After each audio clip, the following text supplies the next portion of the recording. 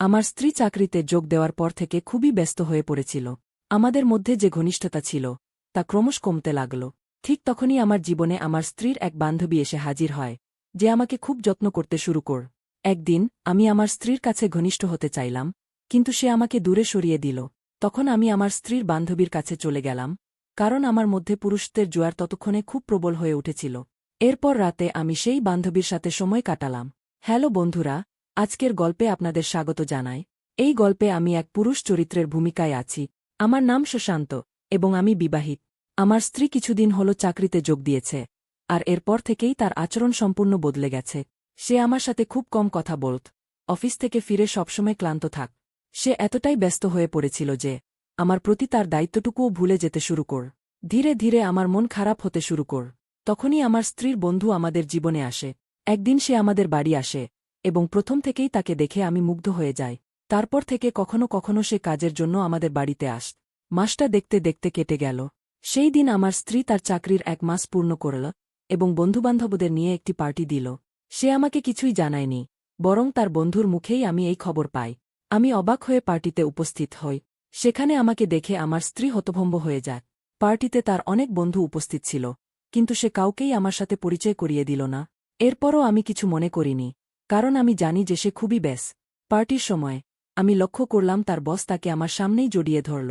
আমি সাধারণত খোলামেলা মানসিকতার মানুষ, তাই এই বিষয়ে আমি বেশি মনোযোগ দিলাম না। রাতের দিকে বাড়ি ফিরে আমি কিছুক্ষণ বাইরে ছিলাম। ফিরে এসে দেখি আমার স্ত্রী বিছানায় শুয়ে ফোন দেখছে। আমি তাকে বললাম, আজকের পার্টির ছবি আমাকে দেখাও, কিন্তু সে ফোন লক করে শুয়ে পড়ল। 4 দিন পরে তার জন্মদিন ছিল। আমি তাকে একগুচ্ছ ফুল দিয়ে শুভেচ্ছা জানালাম।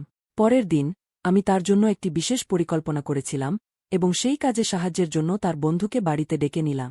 রাতে আমার স্ত্রী বাড়ি ফিরল। আমি তাকে বললাম, শোবার ঘরে আমি একটি সুন্দর পোশাক রেখেছি, সেটা পরে এসো, আমরা কেক কাট। কিন্তু সে বলল, দিনভর অনেকবার কেক কাটলাম, এখন আর কেক কাটতে ইচ্ছা করছে না। তারপর সে ঘুমিয়ে পড়ল। আমি খুবই হতাশ হয়ে ঘর থেকে বের হয়ে এলাম। আমার মুখের ভাব দেখে তার বন্ধু বুঝতে পারল যে কিছু একটা হয়েছে। সে বলল, সুশান্ত, মন খারাপ করো না, আজ আমরা আমাদের বন্ধুত্ব উদযাপন করব। তারপর সে কেক কাটতে নিয়ে গেল। আমি তখনও কিছু বুঝতে পারিনি। কেক কাটার সময় সে আমার সাথে একটু মজা করছিল, আর আমি মনের ভুলে তার কাছে গিয়ে তাকে একটু বেশি কাছাকাছি টেনে নিলাম। রাত অনেক হয়ে যাওয়ায় আমি তাকে তার বাড়ি পৌঁছে দিতে গেলাম। সে বলল, সুশান্ত, আমি মনে করি না যে তোমার স্ত্রী তোমার জন্য সঠিক। তুমি কেন তার পিছনে সময় নষ্ট করছ? আমি তার কথায় কোনো প্রতিক্রিয়া দিলাম না, বরং বাড়ি ফিরে গেলাম। বাড়িতে ফিরে দেখি আমার স্ত্রী পানি খেতে উঠেছে। আমি তার পিছনে পিছনে গেলাম, এবং তার জন্মদিনের উপহার দিলাম। আমি তার জন্য একটি সোনার লকেট এবং চেইন কিনেছিলাম।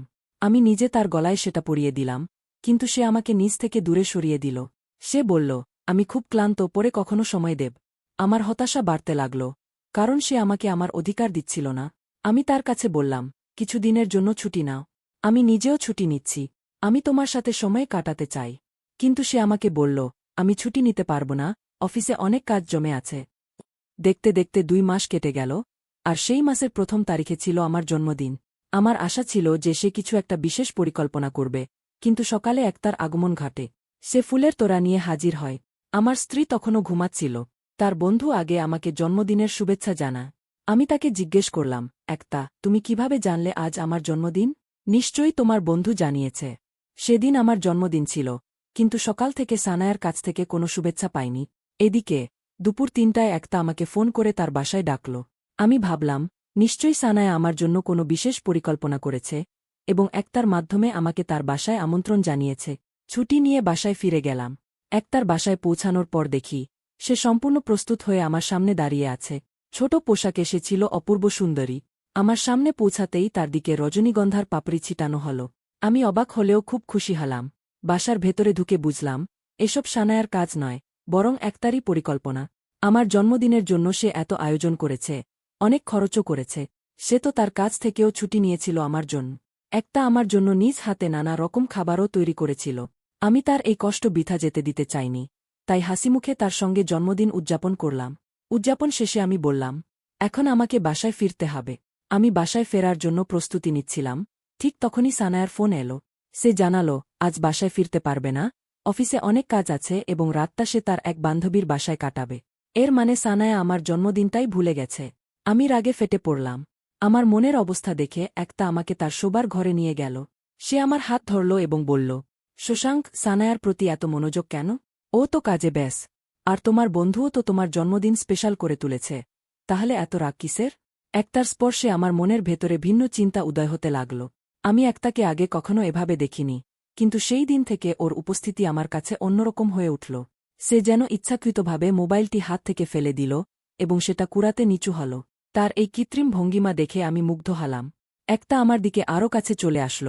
তার এই আকর্ষণে আমি বেশ প্রলুব্ধ হচ্ছিলাম। আমাদের মধ্যে কিছু ঘটতে চলছিল। হঠাৎ আমি নিজেকে সামলে নিলাম এবং বললাম, একটা, তুমি যা করছো তা ঠিক না। আমরা বন্ধুত্বের সীমা অতিক্রম করতে পারি না। আমি আমার স্ত্রীকে ভালোবাসি। একটা কষ্ট পেলেও বলল, ঠিক আছে শাং, আমি তোমাকে কখনো বাধ্য করব না। যখন ইচ্ছা করবে তখন আমার সঙ্গে কথা বলতে এসো। একটার কথা শুনে বুঝতে পারলাম সে আসলে কি বলতে চেয়েছে। পরদিন সানায়া বাড়িতে ফিরে এলো, কিন্তু আমাকে জন্মদিনের শুভেচ্ছা জানায়নি। আমি নিজেই তাকে মনে করিয়ে দিলাম। সে একরকম বিরক্তির সুরে বলল, হ্যাঁ, জন্মদিন তো ছিল, তবে এত বড় ব্যাপার কি? প্রতি বছরই তো আসে। আমি সানায়াকে শান্ত করার জন্য তার কাছে গিয়ে কিছু সময় কাটানোর চেষ্টা করলাম, কিন্তু সে আমাকে হাত ঝাড়িয়ে দূরে সরিয়ে দিল। তার এই আচরণে আমার মনে ভিন্ন কিছু উদয় হতে শুরু করল। অবশেষে আমি একটার কাছে চলে গেলাম। তাকে ফোন না করেই রাত 10টায় তার বাসায় পৌঁছালাম। একটা তখন নৈশবস্ত্র পরেছিল এবং তাতে অসাধারণ লাগছিল। সে আমাকে দেখে বিব্রত হয়ে শোবার ঘরে গিয়ে নিজেকে একটা শাল দিয়ে ঢেকে নিল। আমি বাড়িতে একা থাকি, তাই নিজের মতো করে পোশাক পরি। হঠাৎ তোমার আগমনে বদলানোর সময় পাইনি, একটা বলল। তার এই সাদাসিধা আচরণ আমাকে প্রলুব্ধ করল। তার কাছে গিয়ে বললাম, একটা, শাল পরার দরকার নেই। আমি তো তোমার পর নয়, তোমার সেরা বন্ধু।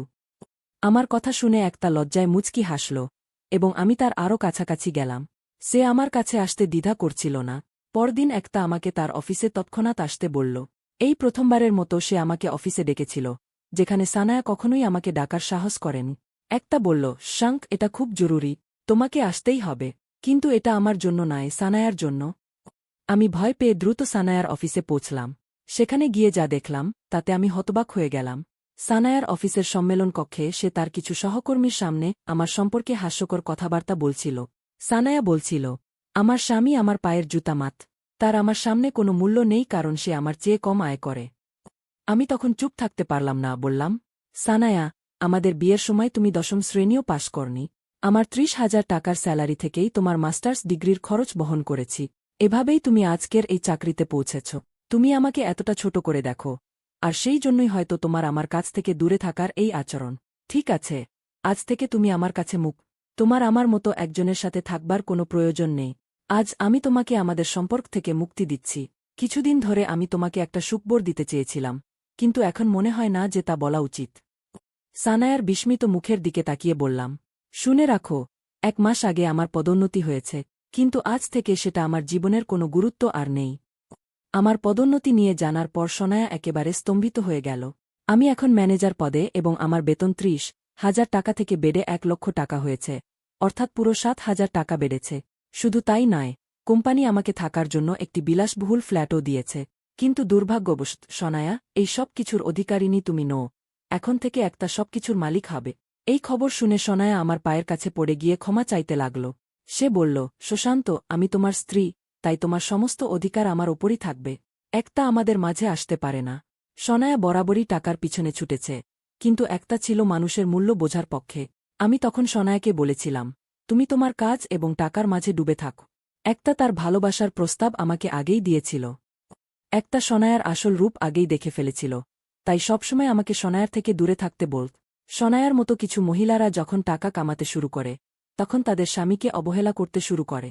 এমন মহিলাদের সময়মতো সঠিক শিক্ষা দেওয়া উচিত। কিছুদিনের মধ্যেই আমি সোনায়াকে তালাক দিলাম এবং একটাকে বিয়ে করলাম।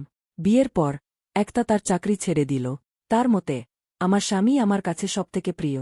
যদি আমি তাকে পর্যাপ্ত সময় না দিতে পারি, তবে চাকরি বা টাকা আমার কোনো কাজে আসবে না। একটা ছিল সত্যিকারের ভালোবাসার উদাহরণ। আমি যতটা ভালোবাসা আশা করেছিলাম, তার চেয়ে অনেক বেশি ভালোবাসা এবং সম্মান একটার কাছ থেকে পেয়েছি। তাই বন্ধুদের বলব, কোনো নারী যেন তার স্বামীর সম্মানকে টাকার সাথে তুলনা না করে। একবার যদি কোনো পুরুষের আত্মসম্মান ভেঙে যায়, তবে সে আর কোনোভাবেই কোমল থাকতে পারে না। তোমাদের যদি ভিডিওটি ভালো লেগে থাকে, তবে চ্যানেলটি সাবস্ক্রাইব করতে ভুলবেন না।